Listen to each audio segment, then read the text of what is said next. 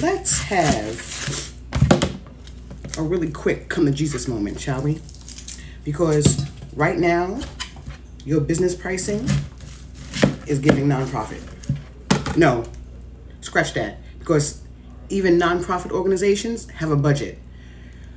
Your business pricing is looking more like, I'm giving you voluntary community service. We're going to fix that. If you're out here stressing about paying your bills while delivering a premium service that you're not getting paid for, congratulations.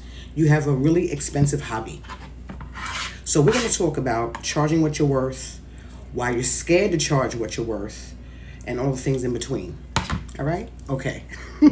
Stop treating your bank account like a suggestion. I get it. Trust me, I get it because I did it. I did it when I first started. You get a client, you go over the menu, you give a price, you calculate your labor fee and all of that, yada, yada, yada. And then your brain starts to panic. What if they think I'm greedy? What if they think I'm trying to beat them over the head? What if they say no? Let me explain something to you. You're having a debate with yourself.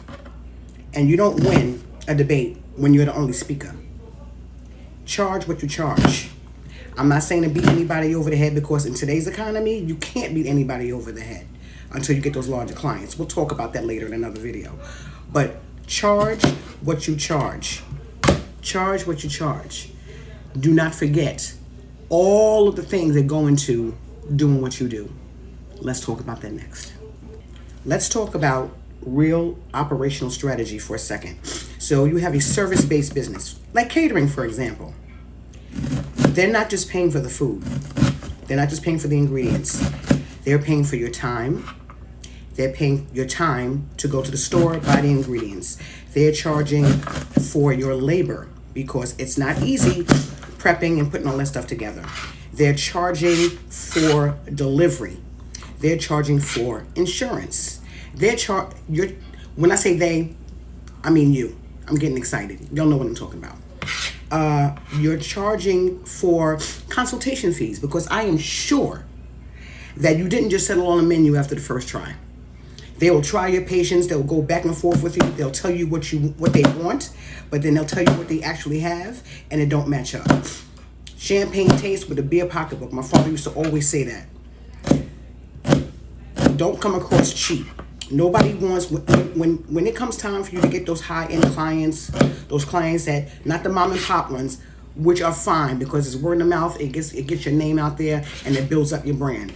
I'm not knocking mom and pop. When you elevate a little bit past the mom and pop, it's time to start charging premium prices because those high-end corporations. I just coughed all over the onions. I got to start over. Hold on. If your price is too low, you don't look reasonable. You look cheap. And high-value clients know that high-value execution and high-value quality comes with a high-value paying. Repeat after me. It's not your job to make someone else feel comfortable when your bank account is struggling. When you got $20 in the bank, when you're thinking about giving up because it's not working. That's not your job.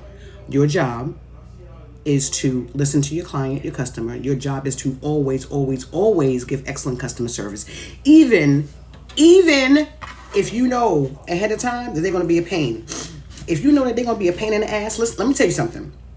In my contract, I have written in my contract, a bad faith client, I forgot how it's worded, but it's basically saying if you get on my nerves, if you stress me out, if you stress my workers out, if you just anything that gets in the way of me giving you high quality service, I am allowed to cancel the contract and not give you your money back. I'll give you your deposit back. But that's about all. Listen, you're not going to stress me out because I don't know who started this lie, but the customer's not always right. The customer's not always right. Don't stress yourself out. If they can't afford you, then they can't afford you. If somebody comes to you with a fast food budget, send them to McDonald's. Because they wouldn't even be able to get anything there for the kind of budget that they're trying to give you, for you to give them excellent service. Does that even make sense? It doesn't make any kind of sense. Stop selling yourself short. So here's the action plan. Calculate your actual costs. Calculate your actual cost. You figure in your labor, figure in ingredients, figure in what you're going to use when you make these ingredients, because gas is not cheap. You have to pay for that. You have to pay for that. You factor those in. Factor in, if they want delivery service, how much it's going to cost for you to get there and how much it's going to cost for you to get back, because you wouldn't be there had they not asked you to give them service. All of that.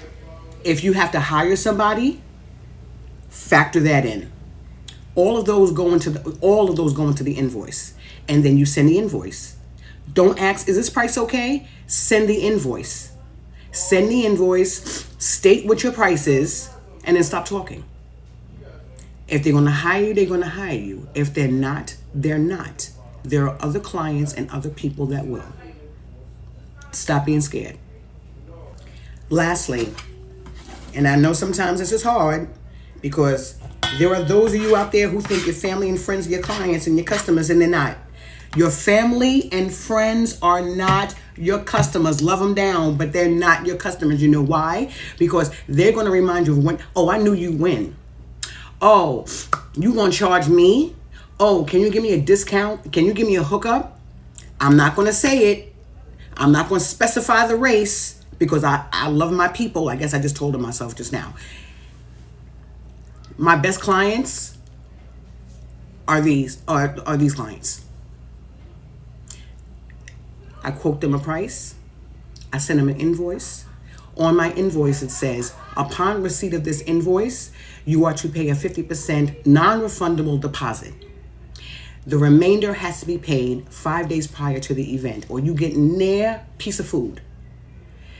Every person, customer, client that I've sent that invoice to will pay the whole thing as soon as they receive the invoice. No questions asked. No back and forth. No, can I get a hookup? None of that. I love us down. I love us down. I love us down. And I've said this before, we got to do better. I don't want to hear about your Aunt TT and Grandma Magda who can do it better, because if they can do it better, then go talk to them. Don't bother me. Don't bother me.